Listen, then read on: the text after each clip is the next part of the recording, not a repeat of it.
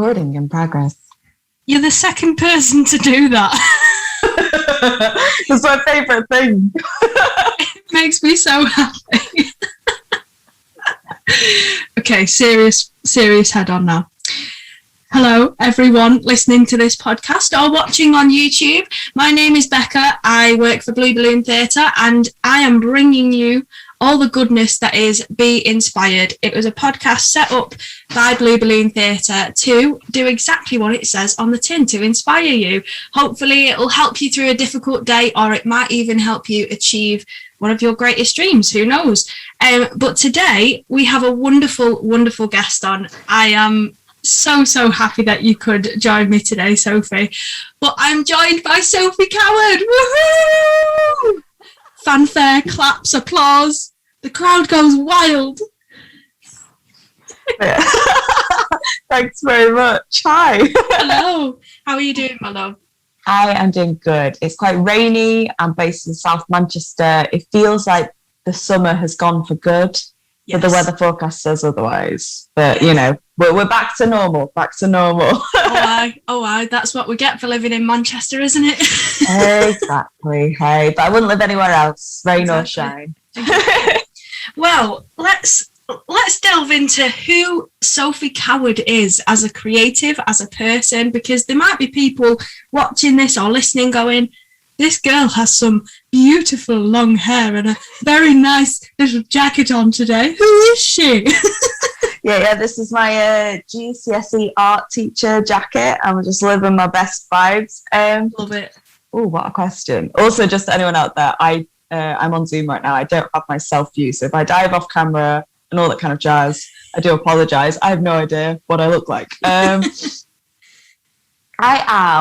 My spiel, my bio is like, Sophie Coward is an actor musician, and I am very much an actor musician. I am more actor than musician, but I play flute, bass guitar, saxophone, collection of recorders, a little bit of ukulele, working towards some clarinet would be really good. Got one I need to fix.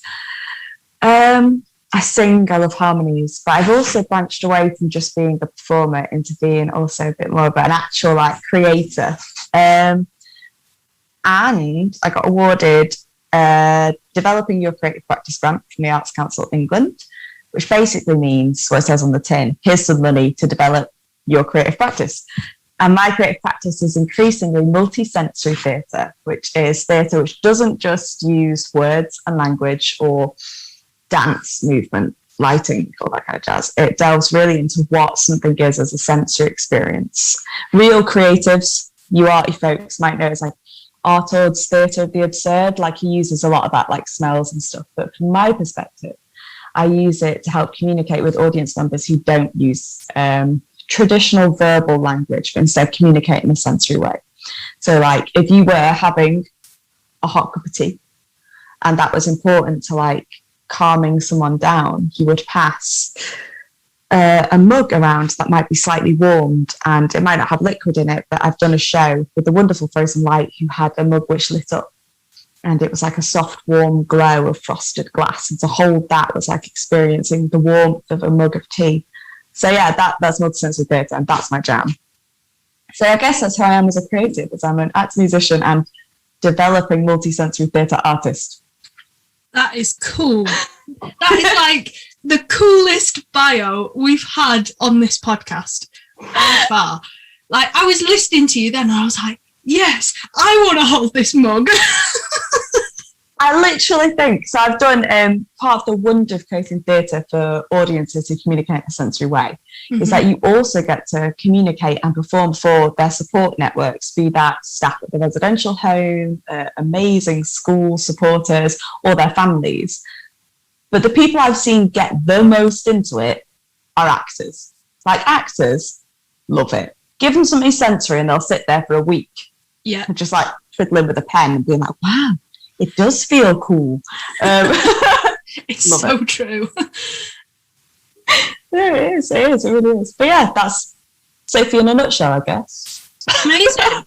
Well, I already have questions, but that has given me even more inspiration for what I would like to ask you in this podcast. Where to begin? Let's journey back in time, Miss Coward, and now, obviously, everyone has a story or a point where they decided, you know what, this acting malarkey, this actor muso malarkey, I'm going to give it a go. When was that point for you? Because obviously I met you at Lipper. Yeah. You were actually one of the first third year students I met. So, I mean... I'm so sorry. Honestly, I wouldn't have changed it for the world. You were just so welcoming, and that was exactly what little fresher me needed. I remember that. I remember how scared it was going into drama school. Mm. The origin story of Sophie as an actor.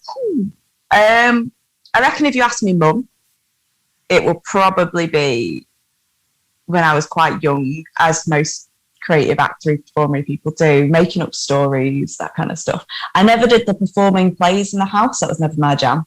No. I used to make my mum, when I was about 3 years old, this was before my brother was born, I used to ask if she would lie down on the floor and not move. And then I would make up a whole tragedy about a girl losing their mum.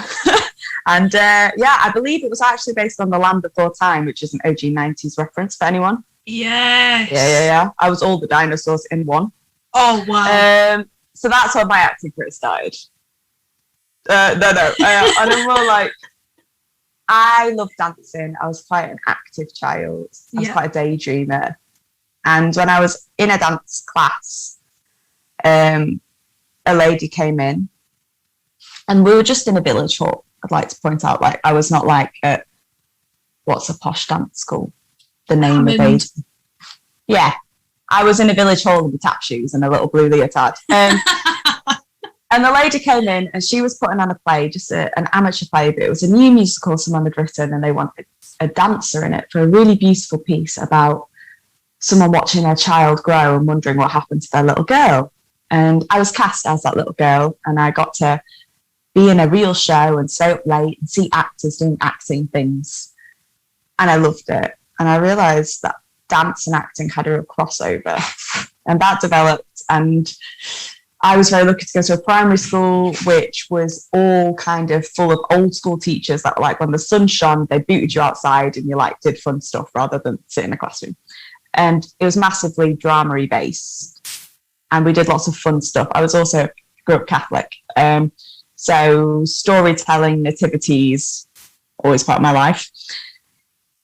But yeah, I'd say it was when a theatre company came into a primary school and they did some Shakespeare, and they also were like, and we run summer workshops.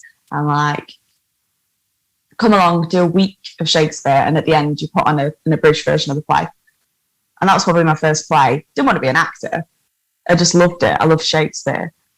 Fast forward to when I was about 14 years old, and I'm walking through my school. Sophie Coward's going to be an art teacher.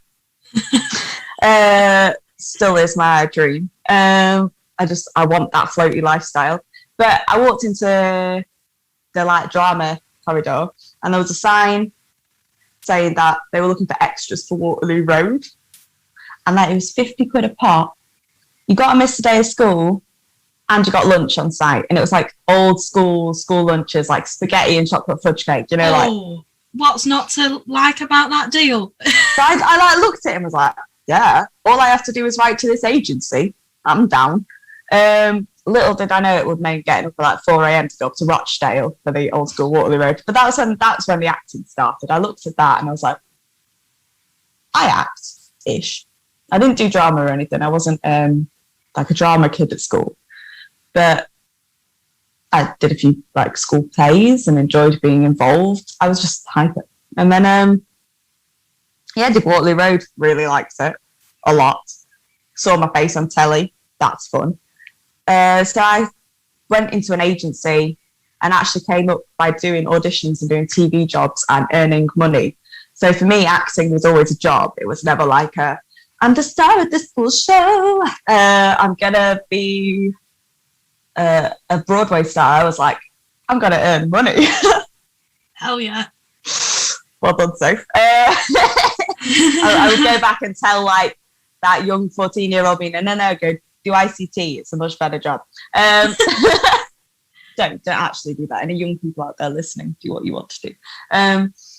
So yeah, I did that, and I started getting some bit parts, and then I landed an amazing drama about like adult illiteracy.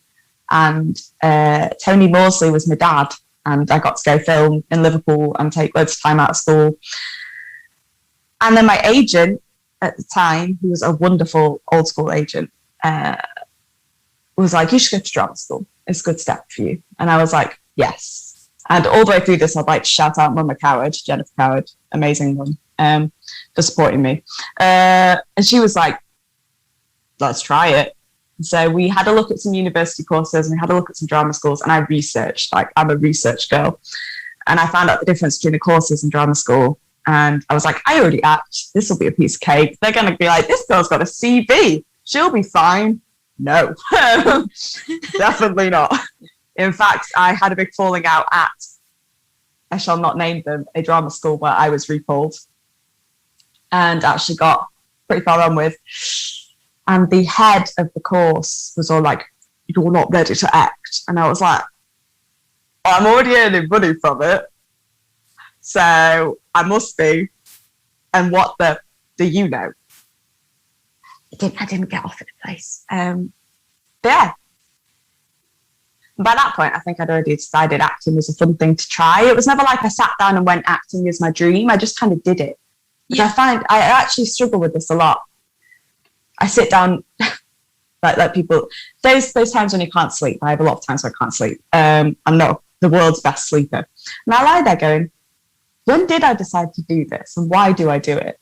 It's not easy. Like any job, it's not easy.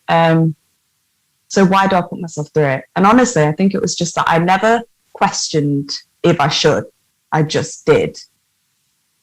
And it's only after I started doing it that I began to question the ifs and the whys and the whens. Yeah. And I think that's very interesting. Because like if you think back to when you're 14, I was very lucky I was quite insecure.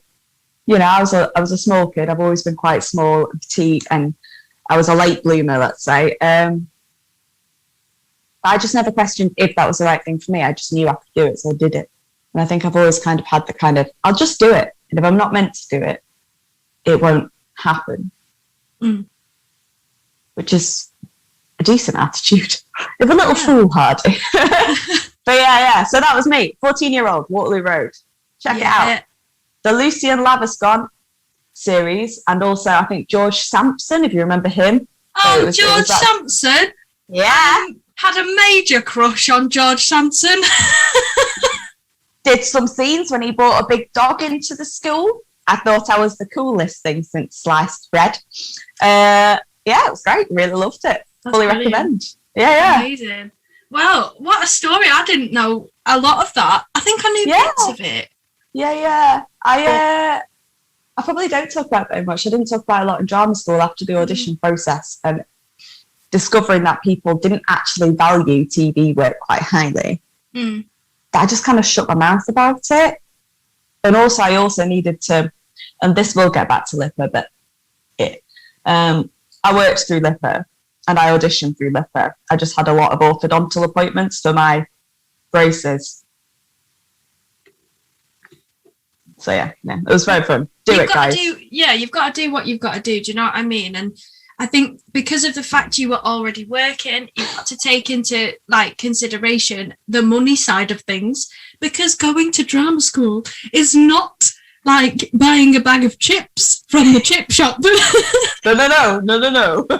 It's hella expensive. Yeah. Like, I remember saying to my mum, like, I'm not going to be able to go if it isn't connected to a university, because you have to basically find the money from thin air.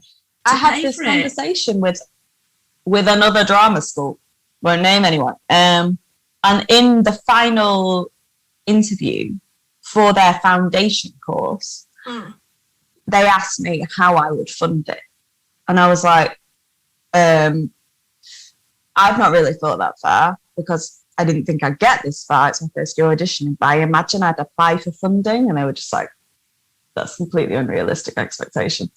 Like, you need savings, you need to be able to pay for it. And I was like, well, thanks very much for that. And like, I make no bones about it. I've got a northern accent. I'm not working class. I am middle class. Like, I come from a comfortable background with, I'm very lucky to be able to say that. But also, like, I do not come from a background where I can just fork out like £14,000, like, bam! There you go! Just slice the cream off the top of my savings. No. So, yeah. It was also keeping your agent happy. So I had an agent going into drama school. I had a different agent when I left it. And I wanted to keep making that agent proud. I've been very lucky to always have a good relationship with my agents. And because of my unavailability at drama school, I was dropped by one and then was very lucky to just be immediately applied and was picked up by another. But yeah, it was a real balance. It was a stressful balance. And it was one that I was constantly juggling and trying to do. But I imagine I'll get to talk about that a little bit later because it's so funny. Just if you're at drama school and people are telling you that you cannot act and that you're a rubbish actor, don't believe them. Because that actually happened to me while I was auditioning and landing roles on Doctors, which I know is not high art, but does pay more. So like, hilarious. But yeah, so drama school is not the be all and end all, even though I went down that route. It's like Sophie's hot take on drama school, but it is fun because you get to do lots of cool stuff with amazing teachers. There are some who are just like, yes, oh, yeah. Hopefully I do think that everyone should have this experience where there's one particular teacher that literally just takes you under their wing and almost teaches you the life lessons as well as the acting lessons that you really need. And you don't know what you need because you're just sort of going along with everything that you're told to do or not do. But yeah, I completely agree with that. Drama school was amazing, especially LIPA. Like, I mean, every drama school will have its problems, granted, because everyone's learning, everyone's trying to make it as good as it can be. But I feel like we just touched lucky with LIPA. Somewhat. It's so funny because I imagine my LIPA is very different to your LIPA. So just for those listeners listening, feels very odd to say that. Hello. Listeners listening. How are you, tongue twisters? I left LIPA in 2015 and we're now in 2021. And already when I was at LIPA, it was going through a massive period of change. So the drama school I talk about does no longer exist, while still being obviously a recognised institution. But yeah, I was very surprised at how I took to some styles of teaching and some methods of acting and some ways of approaching performing and how some seemed to repel me like the same side of a magnet. Man, I flew away from that with some joy. It happens though. It does happen. I remember first year. Now, obviously, in your first year, your grades don't count towards your degree, which was fortunate because I failed all of my written work. And I was like, wait, hang on, what do I do? I was like, one of my tutors called me in for a meeting, said, look, like, it's fine. We've done enough assessments to make up your grade. I was like, yeah, that's great, but how do I improve my written work? Because I don't want to get to third year dissertation time and fail it. She was like, well, maybe you should get some like student support, that might be useful. And I'm thinking, yeah, it would be useful actually. And it was, to be fair, like, I think because I hadn't really looked into those resources and then did, I was like, actually, yeah, this was the right decision. But yeah, I think drama school is a very interesting time. You learn a lot about yourself, especially once you've left.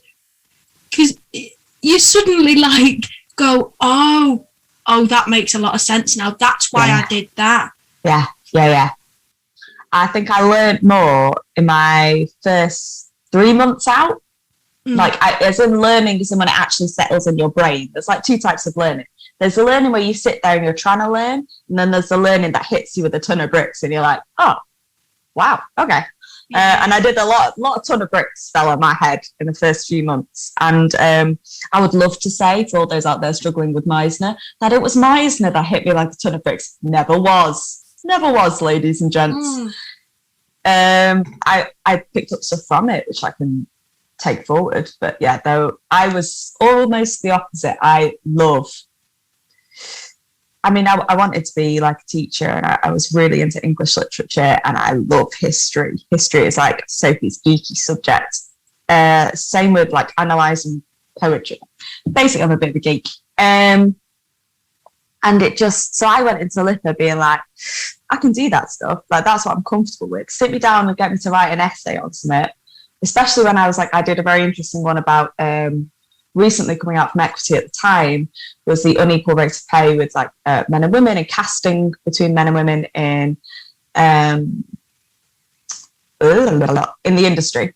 And I did a really cool second year essay on that. So I was like jamming, loving my life, the written work. Oddly, practical work, no. I fought pretty hard to get. I literally had meetings and argued my corner for passing some of the practical subjects. But that is in the past, and I never have to disclose what my degree actually was, or what I got, or what I did in modules. And I think at the time it felt like the biggest thing in the world, because I felt like I was trying the best I could and I wasn't getting any recognition for that. And also that I was just a different kind of actor. But yeah. So I was the opposite. Funny. Very interesting. That is very interesting. Yeah, right? Yeah. This is like a journey of learning. Yeah, there you go. I love podcasts like this. So let's sort of move past drama school. That was a time in your life that perhaps it was not what you expected. Would I be right in saying that? Yeah, definitely. I think I went into it with real joy and a real expectation of discovery and learning. And I don't know whether or not it was who I was at the time, but I needed to do a lot of growing up, or whether it was, I found it difficult to find my feet. I found it difficult to academically find my way. And there were lots and lots of wonderful moments. I met some amazing people there. Shout out, you know who you are. But also like did some amazing works, really proud of what I achieved. But there's lots about it. And I won't go too much into it. There are lots of things coming out in the industry right now about a lot of drama schools, and I think that LIPA is not guiltless in that, and really needs to reflect on a lot of the way. I was unlucky in many aspects and incredibly lucky in so many more, to discover amazing voice and movement teachers who continue to turn up in my head in the middle of rehearsals and like remind me of all the little things I definitely still do. Like, I wouldn't change it. Always. Yeah. But yeah, moving on from drama school. But yeah, I just wanted to briefly say that if you're not having a good time at drama school, if you do feel like it isn't the journey you want, you are not alone, and it does not define you as a creative. Yeah. And there are real movements happening out there now for you to reclaim your voice. But also, if you don't want to, it is not your responsibility to have to disclose anything or to fight your corner or to make sure it doesn't happen again. That's all on them. That's their responsibility, not yours. Hope that doesn't come back and bite me. But it's well worth saying, because I love that so many people have a wonderful memory of drama school, but I was glad to leave in many ways. And that sounds very dramatic to say, but there was lots of bits and bobs happening which just made me break down in a way that was never built back up. Yeah. And that's not okay. That's completely valid. I mean, I was chatting to somebody else earlier in the week in a different episode, and I've known him for 10 years now, very good friend of mine, never been to drama school, did audition for a few years, but decided that it wasn't for him. And I can see it in the way he is as both a performer, a creative, and a person. Drama school at the time wasn't for him. And I said to him, you know, fair play for being able to recognise that. I think sometimes you go into it, as you did, as I did, feeling really optimistic about getting this training, thinking, yes, this is going to really help me solidify what I know and just polish everything so that you're a well-rounded performer in every aspect. And it's not always like that. And so I think the fact that you've been honest about that is, I mean, that's amazing. And I know you pretty well to know that you would be honest about it anyway. Yeah. So, I mean, credit to you really for putting it out there. But I digress. Let's move on from drama school. We can leave that one where it was. So sort of post-graduation, you said that a lot of learnings hit you like a ton of bricks. And let's talk about that, and let's talk about your journey sort of post-graduation, because you've had a lot of interesting work, to say the least. Every time I see your stuff on Twitter or social media, I'm like, Sophie Coward, what's she doing now? That's how I feel. I think part of graduating drama school was realising that there isn't just work at the National, the RSC, and some nice regional theatres doing traditional plays. And like, I'm not that kind of actor anyway. I kind of get that kind of that vibe from my castings, as I'm not that kind of actor. Which is neither a good or a bad thing. I mean, look at me. But yeah, so I graduated from drama school in 2015. I immediately went into a short film, so back in the comfy land of film for Sophie. It was amazing, really, really lovely experience. I got to experiment with lots of techniques I wanted to try and ways of approaching a character. I then got into doing something which a lot of drama schools, I feel, frown on, but it's a really good money earner and you should never say no to if you're into that kind of thing, is theatre and education, or TIE. So, yes. So once again, it can get a little bit like, oh my God, you're doing that. And you're like, but yeah, I've got bills to pay. Yeah, exactly. Like, come on. And also, kids are great. Tell me about it. Oh my God. So I got into doing that around primary schools.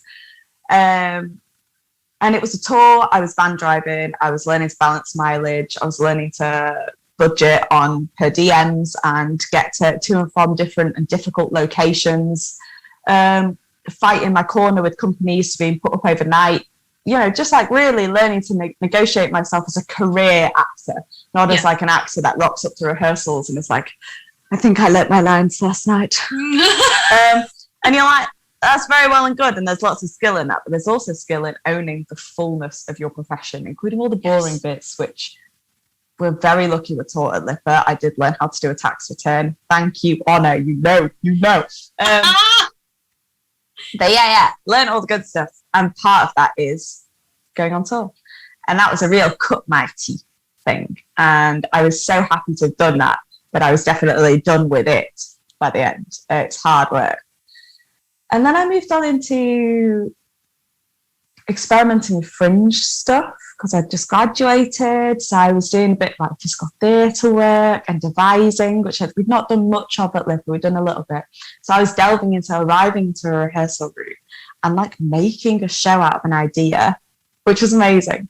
And experimenting with how I can bring my more dancey background into the world of like storytelling and theatre, which is fab. So I loved doing that, adored it. I got into doing outdoor theatre work with the amazing Feel Good Theatre Productions. In their first show back at Heaton Park, which was phenomenal. And it was for 100 Years Since the Battle of the Somme. It was 2 short plays written by local Northern writers. And it was just the best thing since sliced bread. It was fully Arts Council funded as well. So like, obviously I was feeling like I was really moving on up. It was a actor musician show, which was something I was experimenting with, which had not been encouraged at the time, but might be different now. So I was playing my flute at the time of those, and like the beautiful Heaton Hall, and like the acoustics of that room with flute. It was so good. So already I was doing stuff that I'd never done at like outdoor theatre, more site specific stuff, theatre and education, all of this. And then, bloody hell.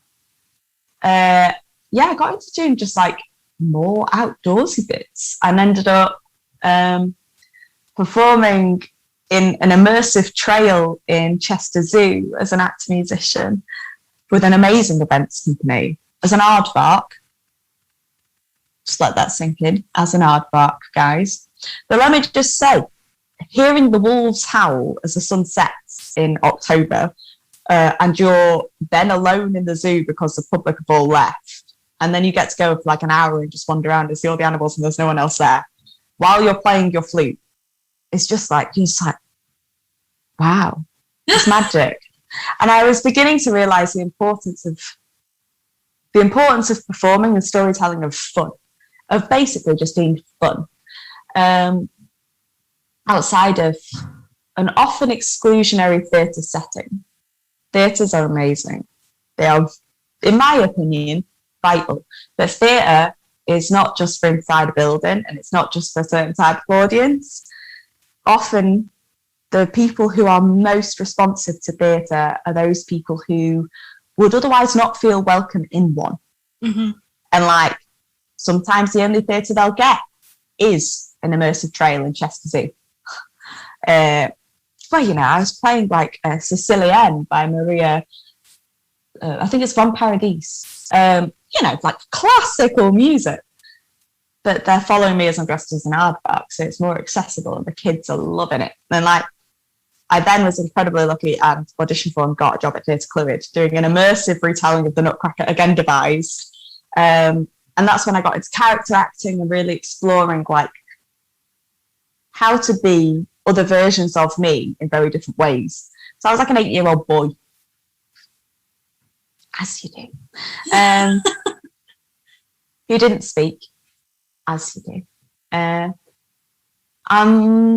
that was, if Paper Finch is still out there making theatre, like, go see it, because their work is magic. And it was family theatre, and I loved doing children's theatre, and that started that real path for me in immersive fun stuff.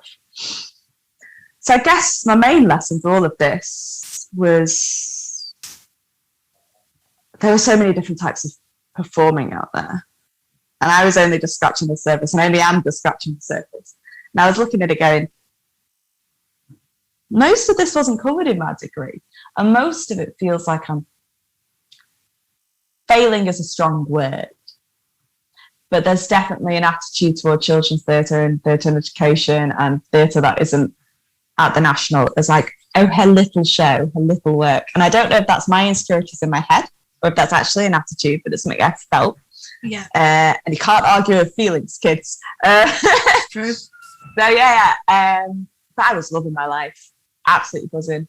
I was doing that, and then also involved in a physical theatre piece at home, which was like proper theatre. And I also began experimenting with composing with that, kind of moving more into actor musician territory, choral singing. Basically, every single show I did, it was somehow like I was managing to go, here's an extra skill, here's an extra interest, here's something else I'm excited about. Yeah. And shout out to Abby Bradbury and Queen Face Loons as well, because they were definitely part of me realising I didn't need to be a big serious actor in order to act or do Shakespeare. And yeah, so it just kept happening.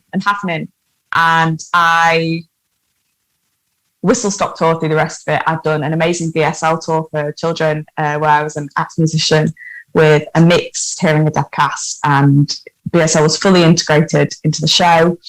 And that was another real learning moment for me. I most recently, before the pandemic hit, was at Leicester Curve as an actor aerialist in Giraffes Can't Dance, as a giraffe that could dance. Spoiler, they can. And like, and every time the music got bigger and more complicated and the harmonies kept growing, and like what was being asked of me was like gently being layered upon. And I was going, I'm just building this toolbox that I didn't even know could existed. Like at drama school, you're taught that your toolbox is like my ability to release my shoulder tension and to move the emotion into my diaphragm, and how I can open up my pelvic floor to release my, all that kind of jazz. And actually, the more I worked, the more I was like, actually, my toolbox is my ability to play 2 recorders through my nose. Oh, it's a skill, ladies and gents. Or like, surely to know that's how painful. No. Ladies and gents, it's happening. It's happening. I think I only have 1 recorder in my bag, which makes me really sad, so I can't play it through my nose. I'm going to do it. What else do you do on a podcast but play a recorder through your nose? Exactly. Welcome to my life. Like, this is my Sopranino recorder. I found it in a big box full of recorders at a second-hand music shop in Scarborough. Scarborough. Oh, I do like Scarborough. Yeah.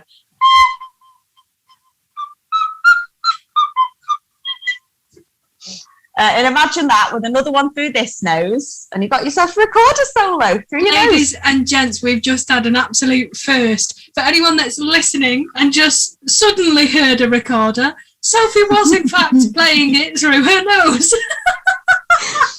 So yes, that was a sonata in G with Sophie C on the Sopranino Mollenhauer recorder. Wow.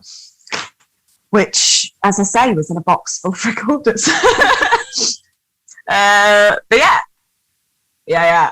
So yeah, big lessons learned. Toolboxes are not just about wanky actor. Am I allowed to say wanky? Wanky actor things. They're also about genuine skills, like knowing how to drive a van and knowing that doing get in to get out is tiring. So for people that might not be aware of what get in and get out is, it's when you put all the set into a space, you do the show, and then you get all of the set out of the space. And that can sometimes be as simple as a projector screen, setting up the projector, moving some props into place. Or it can be 2 tons worth of set, including like LED light boxes, building it with a drill as you get the ramps in place and put a lighthouse in there and fill up a rock pool with water and, But yeah. Do get and get outs. Toolboxes are not just full of silly tools, but actually also useful ones. And theatre is not just what you are taught as theatre. It can span so many different things, which make it so much more interesting for people and exciting for like kids and adults alike. And also I began to realise the importance of what inclusive actually means. So for listeners who are not listening, I'm white, I'm middle class, I am able-bodied. I'm probably like traditional theatre's dream audience member. But the more I worked, the more I was like, it's really boring, isn't it? It's really like mono everything. And I began to get excited by including everyone who wanted to go to theatre. So I was very lucky to work with Contact Manchester with an amazing team of people to make a really inclusive, fun, riotous, magical show for Christmas, which was kind of anti-Christmas, whilst also embracing the fact that Christmas isn't always happy for everyone. Stuff like that. Already the story's cool. Then you do like, it had integrated audio description. We did like sensory touch tours before the show if you needed it. We did like performances where the audience could roam about if they wanted, because like, why make everyone sit down on a cushion? There was VSL integrated. The cast was reflective of the audience that were coming to see it. It was truly amazing, and it lit a real fire in my belly to be like, why is it we place such importance on a certain type of theatre, which then excludes everyone from like the lovely man who sorted out my car insurance the other day, who was like, I've only ever been to 1 show. So like someone who has different communication and access needs to me. Like there's a broad spectrum of people that feel theatre isn't for them. So yeah, another big thing I learned was that, theatre can be both inclusive and exclusive. And I know which one I prefer, and I know which one I like to try work towards. And hence DYCP, multisensory, crazy, fun stuff. I was going to talk about, because, I mean, you've talked so much about it just there, is that you love, in fact, theatre that is inclusive to anyone that wants to watch it. Accessibility is everything. And do you think sort of the jobs that you've had, things that you've learned, the expansion of your toolbox and those questions that have arisen in your mind, do you think that has led you to wanting to develop your own creative practice in this sort of multi-sensory magical way? I like it. Multi-sensory magic. Yes. Short answer, yes. So I would never have considered it, really, unless I hadn't been cast in some amazing shows. Like I've done theatre and education tours to young adults at risk of dropping out of mainstream education, and that was a big step for me. Or even just doing a theatre and education tour which spanned the whole of the north, because they only had one northern team. And you go to all sorts of demographics and areas and schools, and you just go, wow, these kids like love it. I wonder how much they actually get to go to the theatre. And like, I don't assume, but their joy and their involvement in it, I was like, that's really interesting.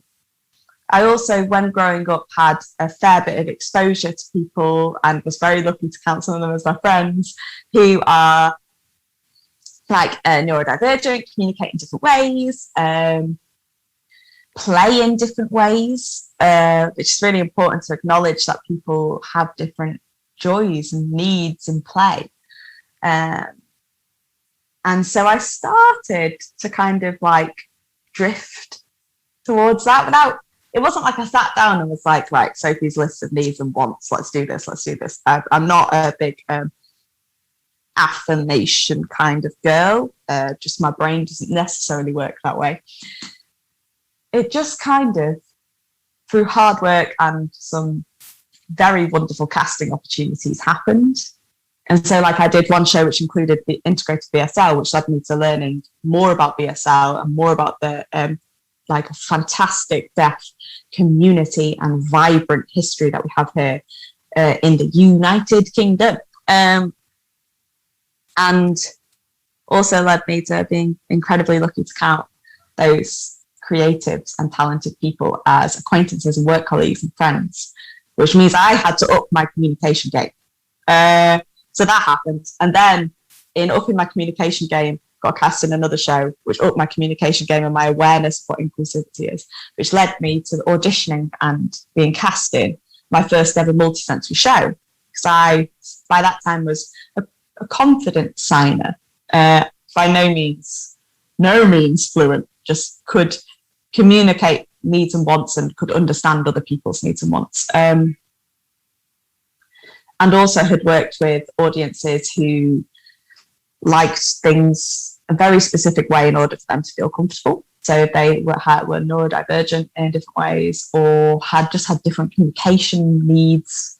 I'd been very lucky to work with those audiences. And then Frozen Light cast me, and we went on 6 months of touring the entire United Kingdom, literally from John O'Groats to Land's End, performing for audiences that communicated in a sensory way. And my brain just exploded, because I was like, this is so much fun. And not just for the individuals you're creating it for, but also for individuals who don't usually go to the theatre or think they don't like traditional theatre. Because, you know, you're using music, smells, touch. You're giving people 2-3 minutes, 5 minutes, 15 minutes to explore a moment in a play, whether that's like a storm, and the storm's a bit like a rave.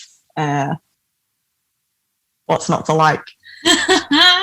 As I was looking at this, and the more I learned about it, Frozen Light were also so generous in their knowledge and experience of working with that audience, and their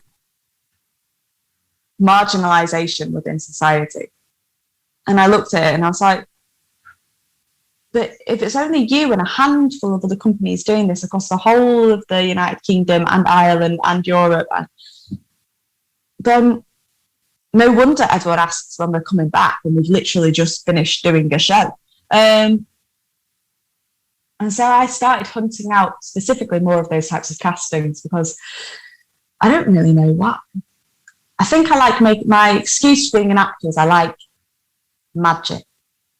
And magic for me is when you're all sharing a story in a moment together and you're not really sure who's leading the storytelling or whose story it is anymore because everyone's so involved. Whether that's in a kids show with the kids literally cheering at you from the audience because you're just a bit sad and they're going, no, don't cry, it's fine. And you're like, well, this is our story now. Or whether it's sharing a sensory moment with an audience member and them saying they don't like that prop and shoving it away. Like, I'm not speaking about Arts Council worthy reactions here. Sometimes the best reactions when someone's definitely like, nah. Because you're like, you have so much agency in this, and that's amazing. Yeah, and all those moments were magic. And all those moments were really about a collective and not just about me. Because I think we could go into the politics of it, but I think society is increasingly individualistic if we're not careful. And I think that if you can do a job which allows you to connect with people in a way that you're comfortable, in a way that you find wholesome, it's very addictive. Yeah. And so from a selfish point of view, you kind of keep wanting to connect. You're a bit like a phone that always needs recharging. And every single time I do those, like I'm currently working with an amazing company called DIY, and they're DIY theatre company, and they are a theatre company up in Salford, formed of amazing artists with learning disabilities. And my role as an emerging artist with them is to support and empower and just like be involved.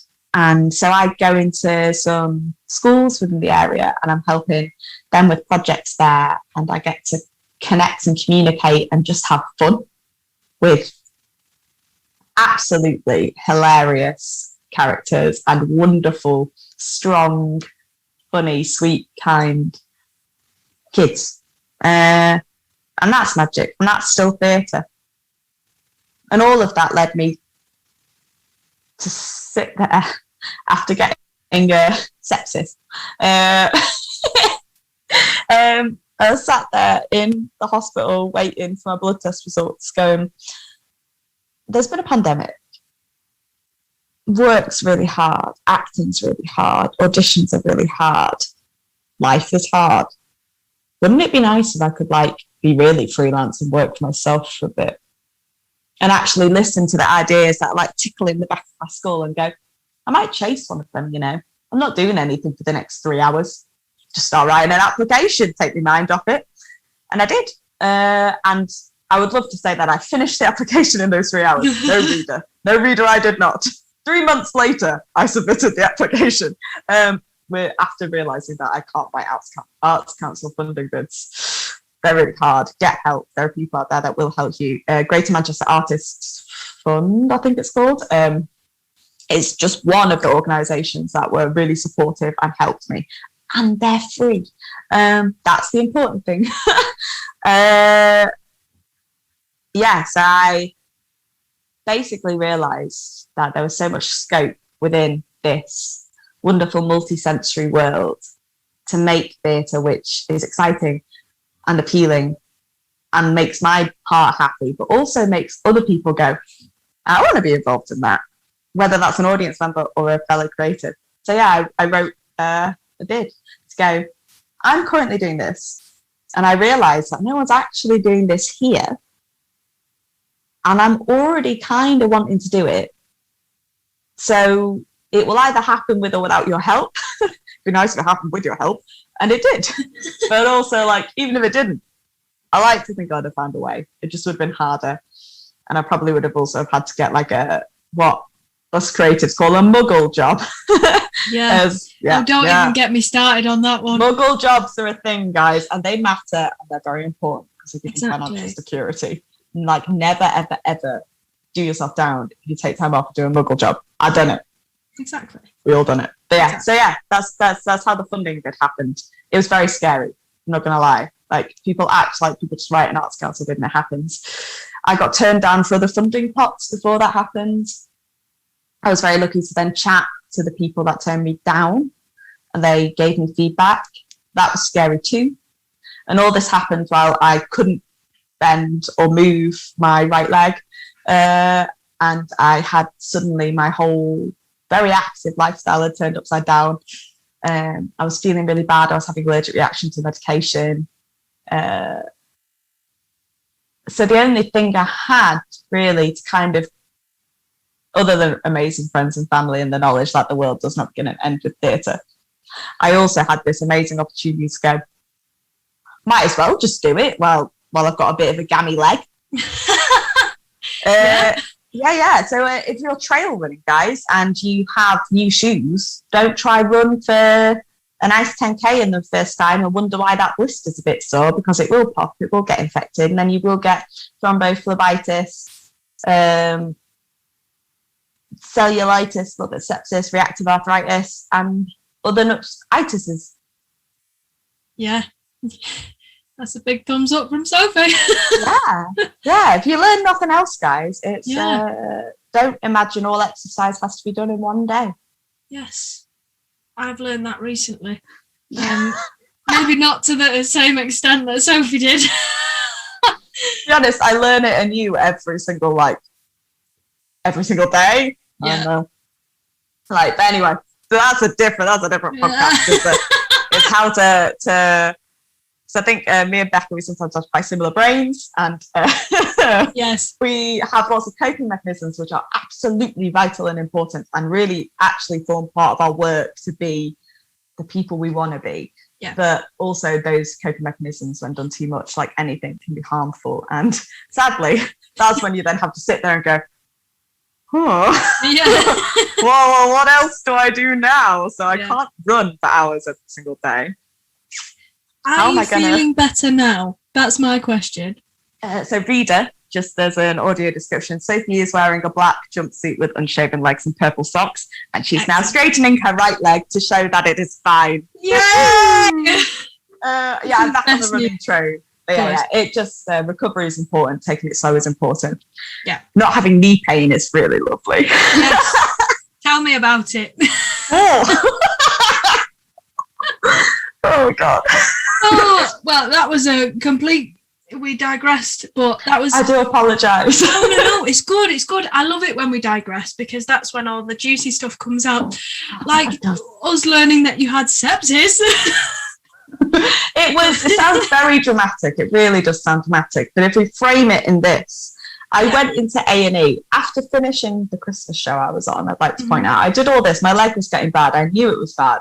I was hiding how bad it was.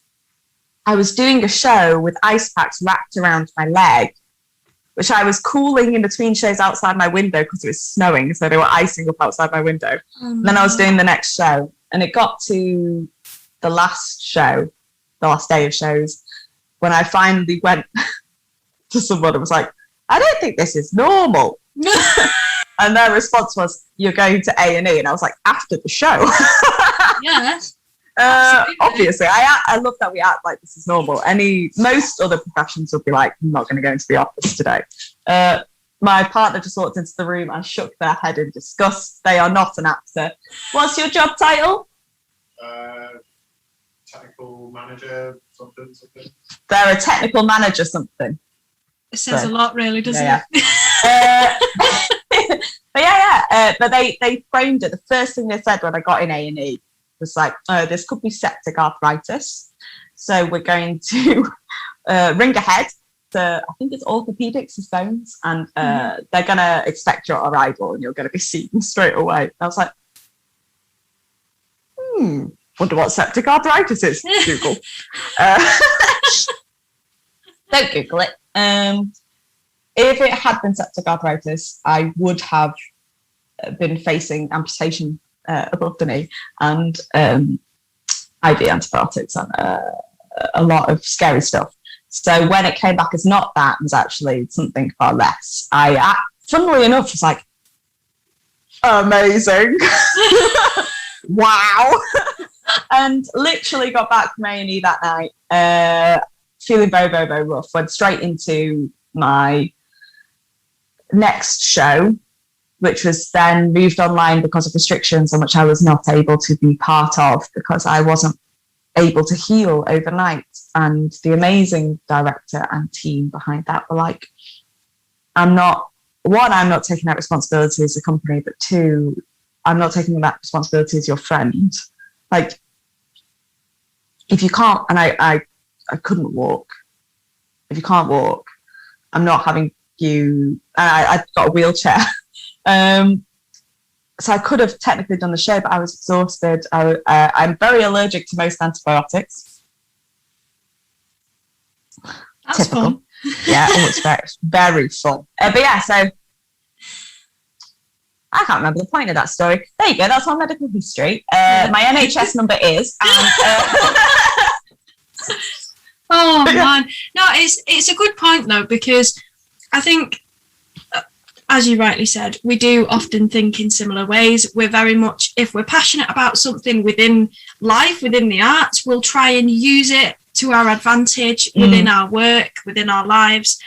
And I think sometimes we do have to just check in with ourselves and be like, actually, maybe this isn't okay. Maybe I'm a little bit run down. Maybe I've got something more. But it's really important to just take a step back when you need to and be honest about where you're at. That's something that I've learned recently. For better or worse? No, for better, definitely, I'd say. Just feels worse at the moment it happens.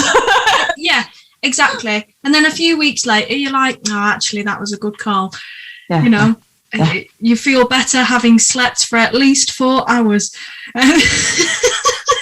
You like put that little badge on your little like sash that the scouts used to wear, and you go, that's the lesson I learned from that experience. Absolutely. Well, I have a couple of questions to finish off the podcast. The first one is, you're very passionate about what you do. That I think everybody can tell that by now. And you are very, I would say, very up to date in terms of where certain movements are going, or where the industry is, maybe things that are happening within it. I would say that you generally know a fair bit. That's all right. Where would you like to see the industry go from where we are now? That's a big question, I realise, but I'm just intrigued to know what your answer would be.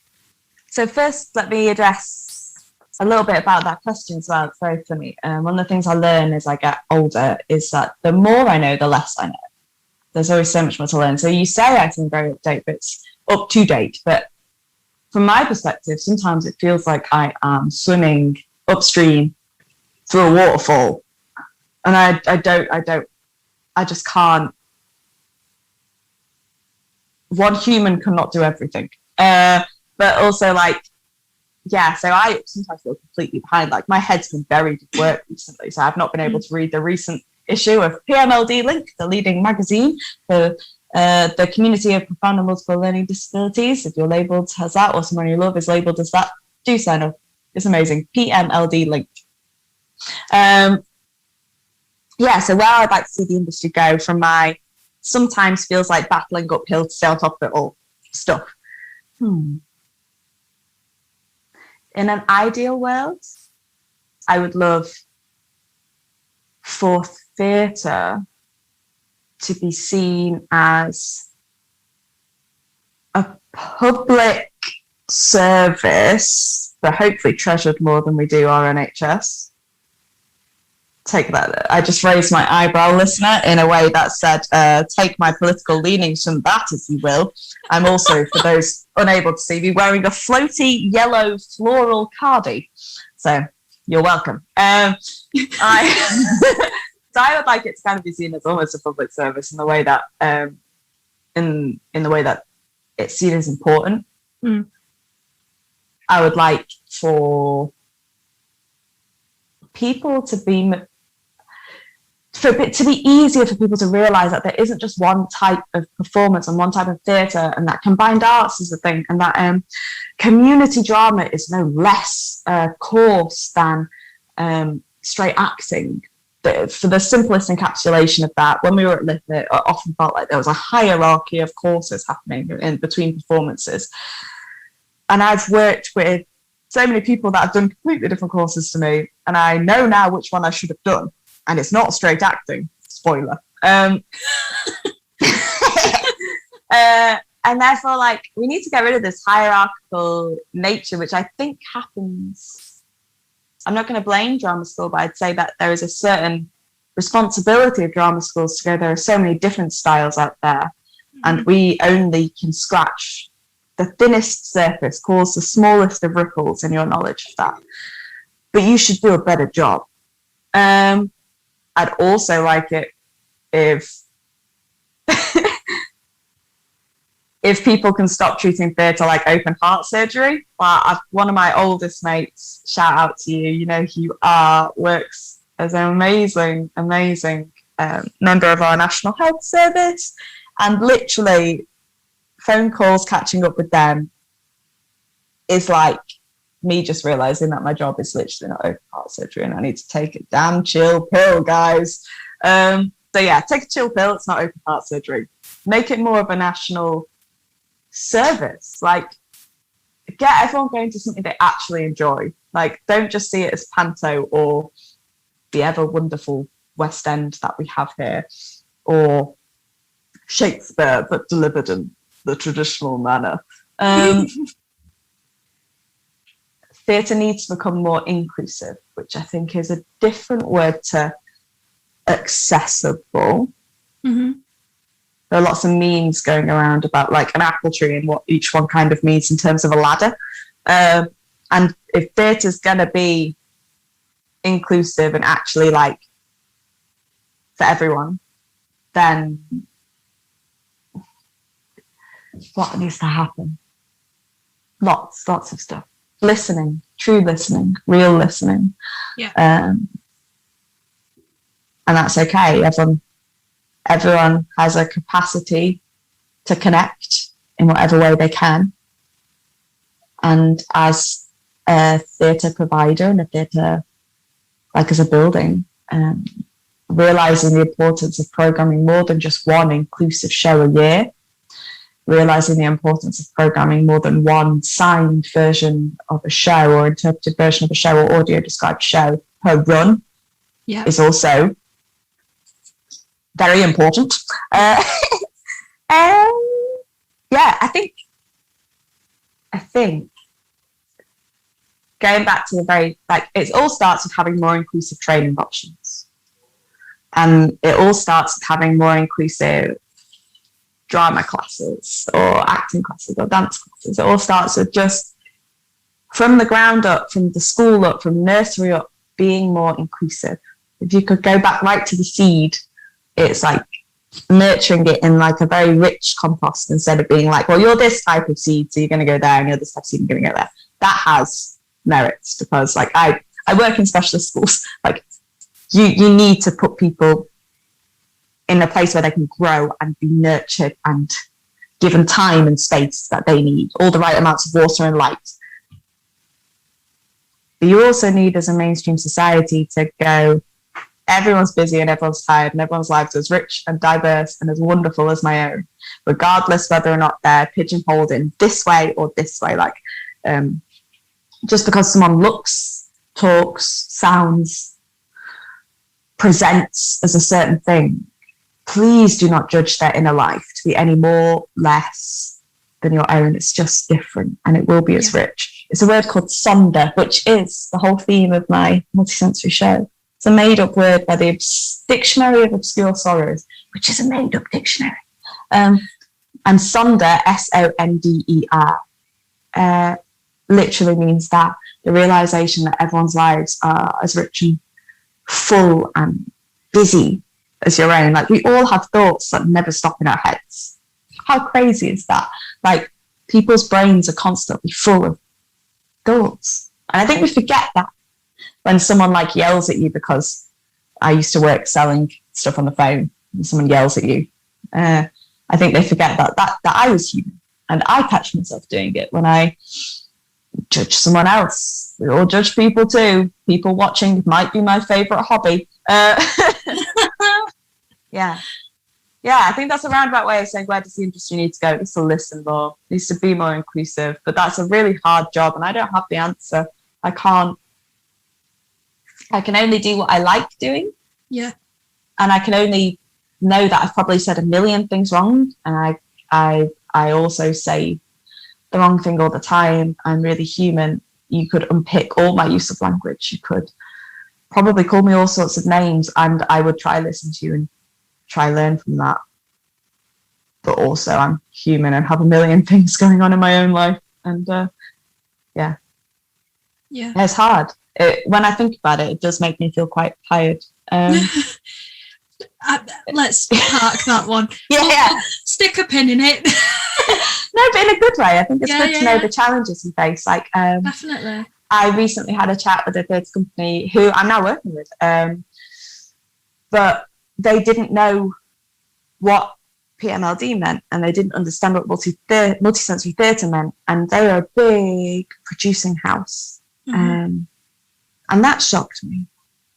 But they're also busy and trying to literally rebuild a building and all this kind of stuff. Yeah. And so you're just there going like, the only evil people are Darth Maul and Darth Sidious and well, not even him, because he turns out to be good, doesn't he? I was going to say Darth Vader, but it turns out he's okay. Yeah, he is. Spoiler if you haven't seen Star Wars, guys. Darth Vader turns out to be a little bit Star Wars, right. Then I don't think you should be listening to this podcast. Well, Becca, now, if we go back over what I said, everyone's life experiences are welcome. Okay, everyone is welcome, whether or not you've watched Star Wars. But I would strongly recommend that you do, because they're fantastic.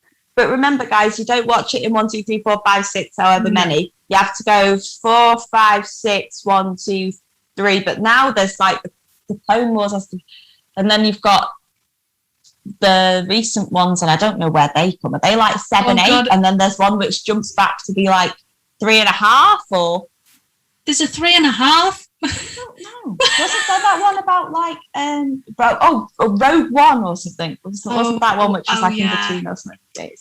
Yeah, it is. It's very confusing. Maybe Google it, but don't Google what sepsis arthritis is, because septic arthritis. Yeah. You'll know if you have it, guys. It's like that.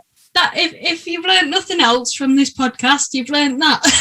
Beware of Googling medical symptoms by sitting in A&E waiting for a blood test result. Literally. Google will just tell you that you're going to die within 24 hours. So, but also, actually, just to counteract myself, sometimes Googling can be very important. I recently cut my foot on a rusty nail. We're doing some DIY. It was very fun. And we kept that board outside for about a week. So I looked at it and went, tetanus. And if you Google, it just literally told me that I should probably ring up and go get a tetanus shot. Easy peasy. Get your shots and boosters updated, guys. It's very important. But don't do it within 2 weeks before or after getting a COVID jab if you're like able to get one of them. That's Sophie's medical advice. Don't hold me accountable to that. Thank you very much. Amazing. Well, my final question. Tangents. Oh, I love it. I love tangents. I mean, you know what I'm like, Sophie. I love a good story. So, final question. And I think we've kind of touched upon this throughout, but I'm going to ask it anyway. For anyone that's getting into this industry, perhaps coming back into the industry, or perhaps is having a change of career, do you have any advice from your own experience to those people?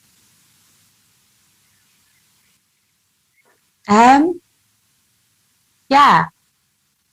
I've got a couple of little bits. One, no one's wishes out of their career are the same as anyone else's. So my advice might not apply to you if you want to get more into choreo and film or TV work. Like, that's a whole different thing. So one, research the industry and find out which bits really, really, really appeal to you. Don't just think, I like telling stories. Think, what kind of stories do I like telling? Don't think I want to be an actor because I love performing. Really dig down into why. That's difficult. I've got a little bit of my why, which is my magic, and about sharing and creating that connection. But your why might be completely different. Find your why. Find what makes you tick. Do you go see a Beckett play and think, oh, to delve so deep into the timings of the lines and the communication and the blocking and the semiotics? Is that a word? Yes. For those listening on an audio sense, I leaned into camera in a very, very confusing fashion and also raised an eyebrow in the most dramatic way you've ever imagined. It took a lot of effort, more than it warranted. So, do your research into your why and into areas you want to get into. And when you've done that, do not be afraid to reach out and email people. You can approach them on social media. It might take them a little bit of time because I'm not really super active on there. But like, reach out and ask them questions and ask if they wouldn't mind chatting to you. Like, one thing my DYCP really taught me was that I can just email these massive companies and they will like speak to me, sometimes for free. Actually, most of the time for free. And just like chat to me about their practice. And I also like, part of my funding was to pay for the time of these amazing people and just dig into what they've done. So find people that you can ask questions about and ask them. Be curious. Don't rush. When you have this dream, it feels like you have a limited amount of time to make it happen. And maybe you do. I don't know your circumstances.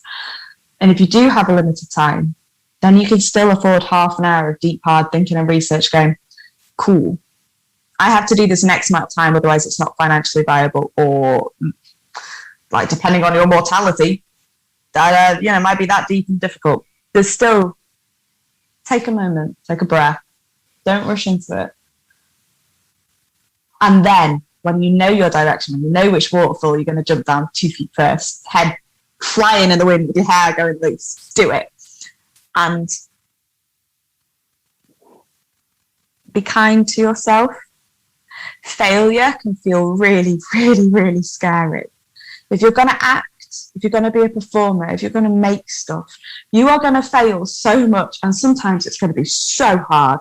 I literally, the other day, just before going onto a full other bit of my work where I really needed to be present and focused, quickly checked my emails, just as you do, to gently put it to the side. And I got a no from a job that I was really excited and passionate about, and that I felt went really, really well in the audition room. And I was lucky to get a no, so be aware of that. You might never get a no. That happens. It's wrong. Let's change it. But 2, it was also a generic no, one which felt, although useful to get a no so I could close that chapter, also didn't represent the experience I felt I had in the room. And since the pandemic, it's been really, really hard for me to get a no. And if you're coming into this new, it's going to be really, really hard for you to get so many no's. When we listen to these podcasts, it sounds like all that these people are achieving and doing so well. And actually, 90% of the time, you're there pulling your own hair out going, I don't know what I'm doing. And people keep telling me I'm not right for this, I'm not ready for that. And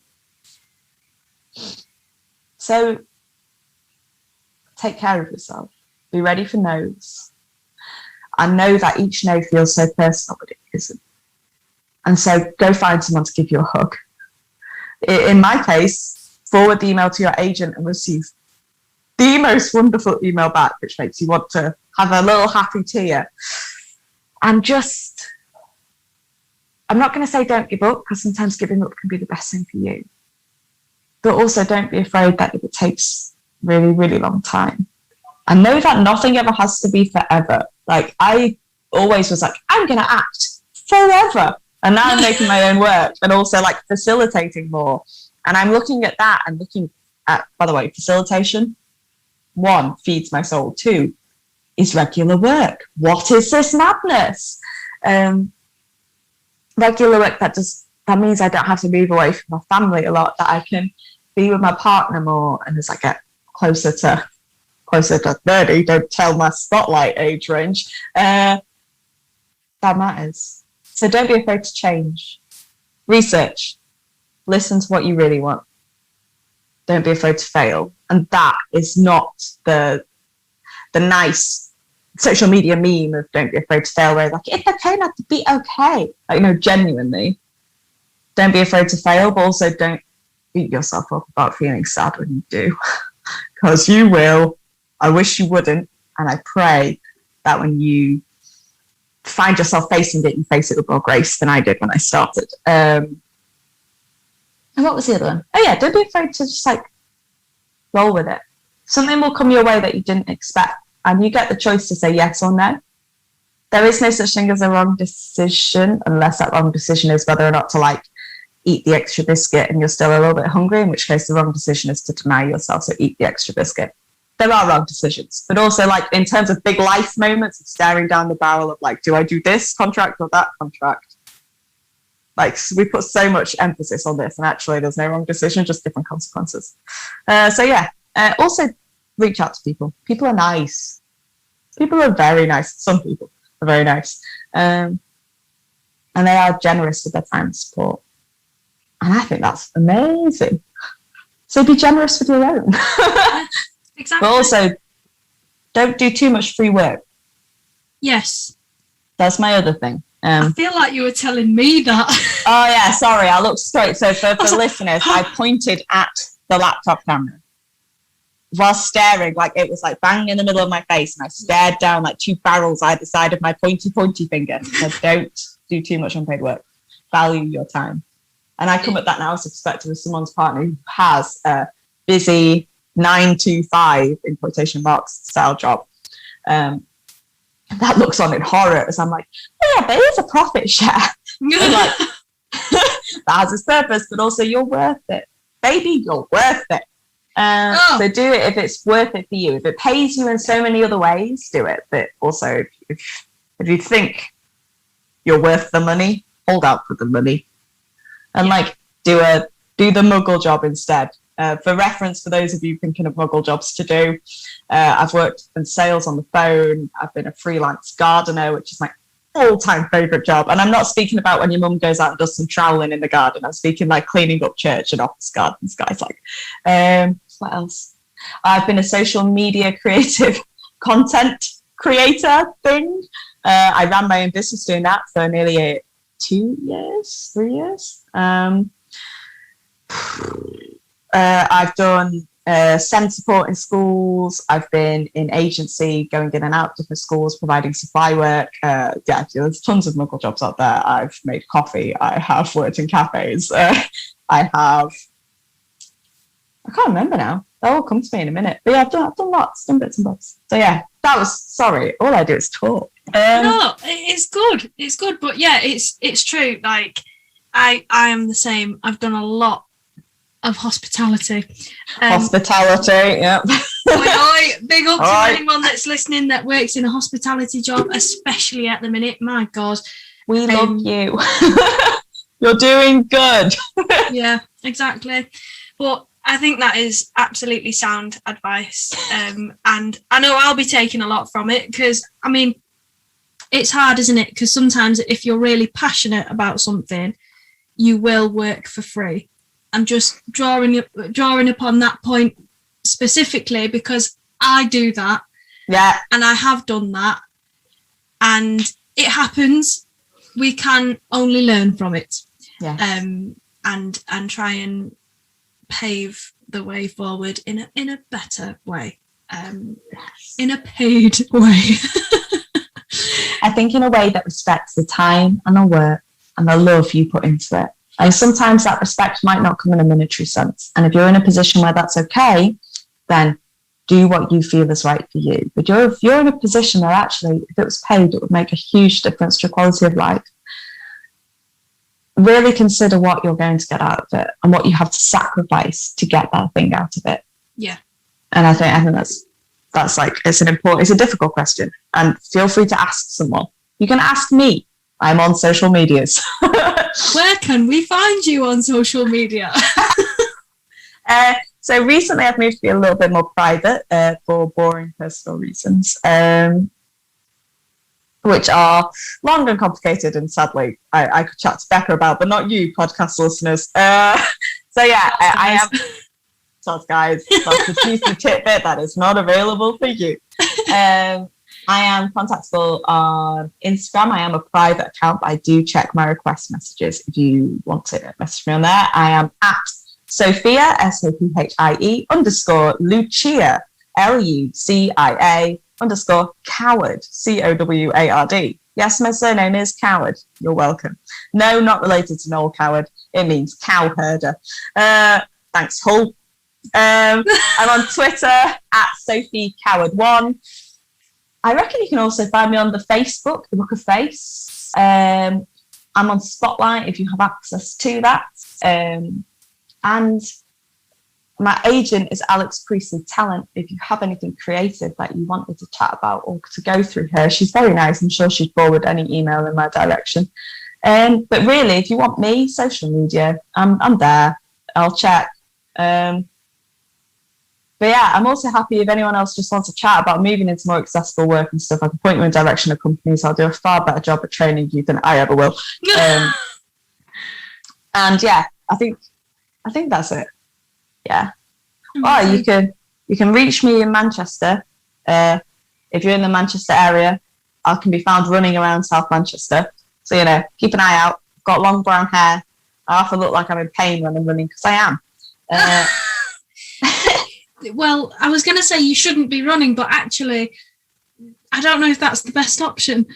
All running is not like pain, but like, the skin feels too hot, you're a bit overheated, the sweat's pouring down from your eyebrow into your eye, and it's kind of Why do we do it? Why do we do it? I reckon I'm addicted to the endorphin rush, but that's a whole other podcast. Like, running's fun if you can do it. Gets you out in the world, and it takes less time than a walk. Yeah, it's a good mood stabilizer as well, because of the hormones, the juicy, lovely hormones that get released into your brain. You feel better after you've gone for a run. Yeah, I see it as online with a nice cold shower. Have a cold shower. Yes. It's terrible. Don't try to do 5 minutes at a time. A wank is also a way to reset your brain, and a run. Yeah. Meditation will also do it, but I find it less fun than the other three, if I'm honest. So, yeah.